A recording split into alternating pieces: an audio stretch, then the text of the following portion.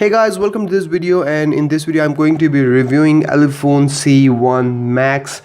Let's talk about this phone. Let's talk about its hardware, software, and see what's good about this phone and what's bad and what's worse about this phone. So the hardware first, we have got a huge 6-inch LCD panel at the front, which is bounded by huge chunks of bezels on all sides. You can imagine, the phone having such bezels if it's an entry-level phone, which this is. And let's take a look at the hardware first. So we have got a fingerprint scanner at the back, dual camera setup. So we have also got speaker grills, charging port, audio jack, volume buttons, and then SIM tray here. So it's a dual SIM phone. It supports 4G, and you can also add an SD card here as well. So that's also a positive aspect. Let's take a look at the fingerprint speed here. So there we go.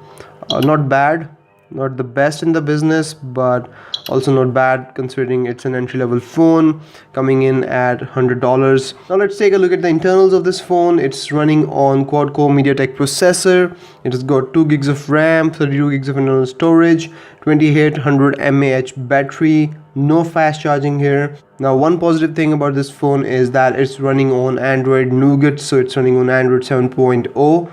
Let's take a look at that, and let's go in phone. So here you can see that it's running on Android version 7.0.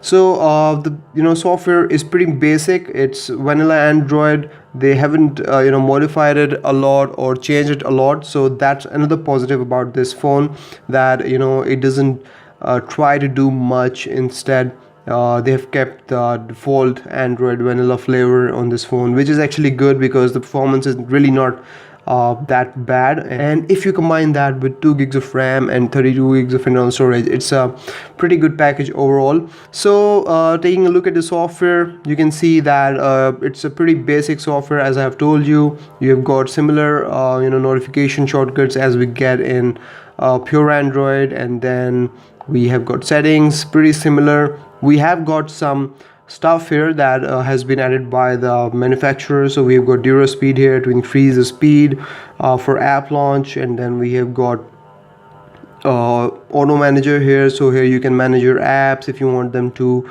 start in the background or keep running in the background. Then we have also got a direct feature here. So in this direct feature, this is basically the gesture control of the phone. So you can swipe your hand and wave your hand on the front of the phone to just browse through the photos, pick up the calls, and mute the phone, play music, pause music, and stuff like that. So you can do that. And then we've got smart touch here. So if the screen is locked, you can set these gestures on the screen when it's off, and it can launch certain apps. So for example, if you want to launch camera, you have to draw a Z here.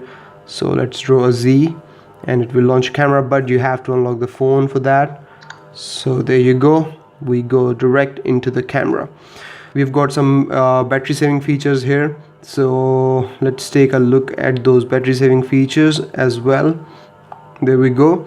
So we have got journal saver here. It will reduce the brightness, shorten the auto lock time, and battery icon color in the status bar will change to yellow. So there is that. And then we've got super saver, and it turns the screen black and white and gives you some basic functionalities like calling, contacts, messaging, and that's about it.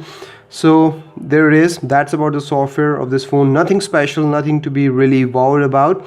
Now let's take a look at the camera of this phone. And the camera app is like from the 90s. As you can see, the layout is it's confusing. We have got a shutter button here, we've got a video button here. It starts the video, and then you can pause it from here and then stop it from here on the top, and that's about it. And then we've got some settings here. So you can set GPS location info, face, beauty, exposure, scene mode, and stuff like that. Go in camera settings, and then you can adjust the shutter delay, anti-shake, face detection, auto scene detection, self timer, capture number, picture size. And then in picture size you can go from 13 megapixel all the way to QVGA. So there is that. And then we have got preview size, ISO, volume keys, shutter sound. So let's turn that off. And then we've got some video settings here, so noise reduction, EIS, so we've got electronic image stabilization, microphone, audio mode, and video quality, which is high, so you can do that and change that. We've got an HDR here, and which I expect to be really slow. So there you go, it takes a little bit of time. And then we have got flash and stuff like that, and then we have got some filters here. So we have got blackboard, negative, whiteboard, posterized, mono, fresh, aqua, sepia, and one of them is mono. So this is basically a black and white filter. So as I told you that we have a dual camera setup here. So one of these sensors is a black and white sensor. It captures light, it captures photos in black and white. Now moving on to the battery life of this phone, it's running on 2800 mAh battery. So the battery life is not out of this world. It's not too great, it's not too bad, it's just average. It will get you through a day of use easily, no problems there. So if you're a kind of a person who just wants to buy a phone to make phone calls and have a nice software experience, you can go for it. But if you're someone who is a power user, who uses it to do multitasking, for taking a lot of photos, I would not advise you to go for this phone at all, because the camera is terrible here. The battery life is also average. Gaming performance is not really that good. But since you have got 32 gigs of internal storage, you can install a lot of apps. You have got 2 gigs of RAM, which is also respectable. So there you have it, guys. That was the review of Elephone C1 Max, and I will see you in the next video. Till then, take care. Bye bye.